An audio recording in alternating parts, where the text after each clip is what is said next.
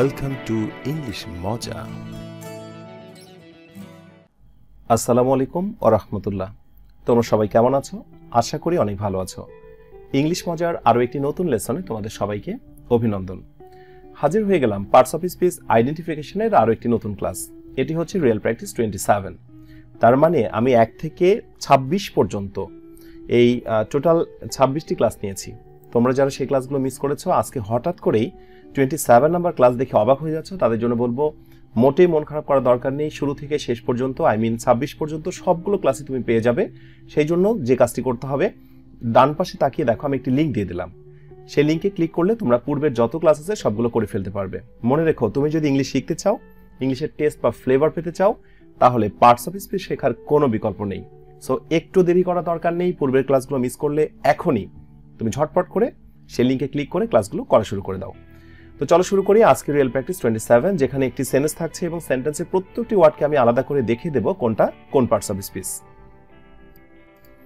Well, এই হচ্ছে practice 27। এই হচ্ছে সেন্টেন্সটা হচ্ছে মূলত ড্যাফোডিল নিয়ে। ড্যাফোডিল তোমরা জানো এটা একটা ফুলের নাম। Daffodil a very nice flower. Daffodil হচ্ছে খুবই চমৎকার একটি ফুল। ইজ কম্পেয়ার্ড, এটাকে তুলনা করা হয় টু দ্য সামার্স রেইন, গ্রীষ্মের এক পশলা বৃষ্টির সঙ্গে, and the pearls of morning dew, এবং সকালে শিশির বিন্দুর সঙ্গে, যাকে দেখতে অনেকটা মুক্তোর মতো মনে হয়। তার মানে সকালে শিশির বিন্দুর সঙ্গে এবং গ্রীষ্মের পানির সঙ্গে, বৃষ্টির সঙ্গে ড্যাফোডিল ফুলের সৌন্দর্যটাকে তুলনা করা হয়েছে। আচ্ছা, এই হচ্ছে টোটাল বাংলা। এবার আসো প্রত্যেকটি ওয়ার্ডকে আলাদা করে চিনিয়ে দিই কোনটা কোন parts of speech. Daffodil, obviously এটা যেহেতু ফুলের নাম, নর্মালি কোনো কিছু নাম হলে সেটা প্রপার নাউন হয়ে যায়, সেদিক থেকে এটা নাউন, এবং আলাদা করে বললে এটা নাম হচ্ছে proper noun. Okay, a very nice flower, খুবই চমৎকার একটি ফুল। তোমরা বলো তো এই সবটুকুর নাম কি?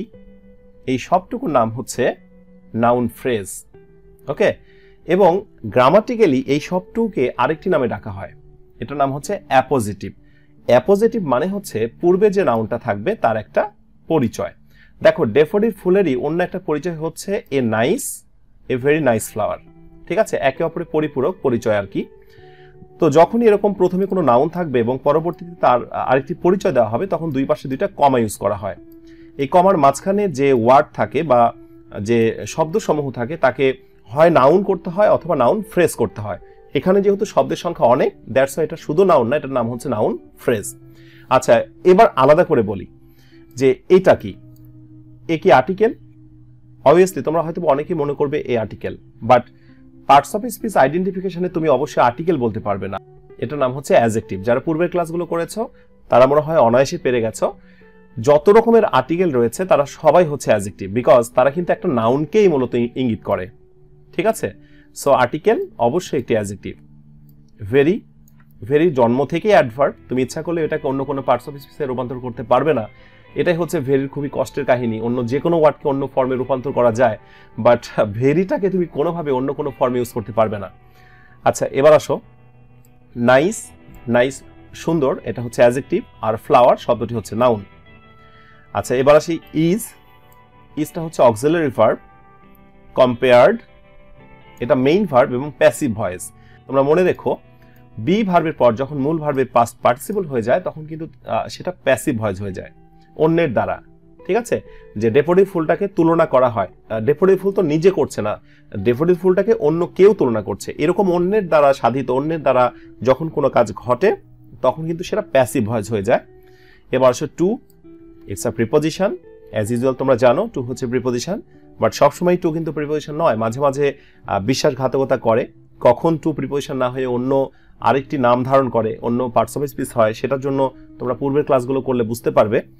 এরপর আসো দা আর্টিকেল। ঠিক আছে, না, দা অবশ্যই আর্টিকেল, তবে আজকে এটাকে আমরা আর্টিকেল বলতে পারবো না।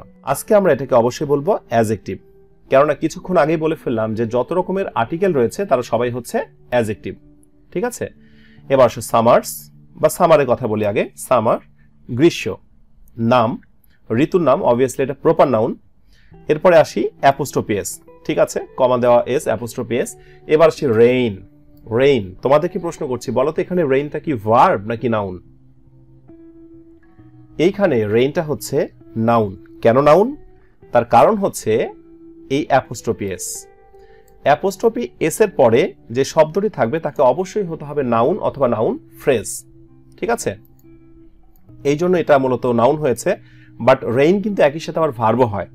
তো সেটা ডিপেন্ড করবে যে তুমি কোথায় ব্যবহার করেছো। তো এক্ষেত্রে একটি কথা না বললেই নয় যে ইংলিশে যে ওয়ার্ডগুলো আমরা অ্যাজ ইউজুয়াল দেখি সেই ওয়ার্ডগুলো যে সবসময় নাউন থাকবে, সবসময় অ্যাডজেক্টিভ থাকবে, এর কোনো মানে নেই। সে কোন অবস্থানে একটি সেন্টেন্সে কখন কিভাবে বসেছে বা বসছে, এটাই হচ্ছে মূল কথা, ঠিক আছে?